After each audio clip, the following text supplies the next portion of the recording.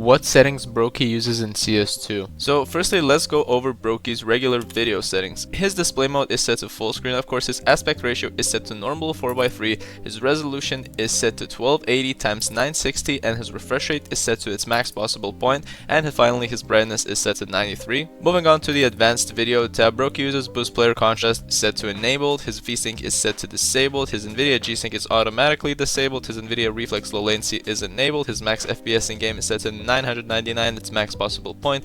The max FPS in menus is unknown, but you can just use 200, it's pretty much the same. When it comes to the multi-sampling anti-aliasing mode, he sets it to 4x MSAA, global shadow quality is set to high, dynamic shadows is set to all, model texture detail set to medium, texture filtering mode is set to anisotropic 4x, shader detail is set to low, particle detail is set to low, ambient occlusion set to high, high dynamic range set to quality, and finally the fidelity FX super resolution is disabled, highest quality. Now let's move on to broky's mouse settings. So when it comes to broky's mouse settings, broky uses his DPI set to 400 on his mouse. His sensitivity in game, however, is set to 2.57, and when it comes to his eDPI, he uses it set to 1028. His window sensitivity is set to 6, and finally his zoom sensitivity in game is set to 1. Now let's move on to the crosshair settings. So if you want to copy broky's crosshair, this is gonna be the code. Link is gonna be in the description where you can find it. You can paste this code in right here. So let's check it out in game. So in game, this is what broky's crosshair looks like. It's a really large crosshair and it's colored bright yellow.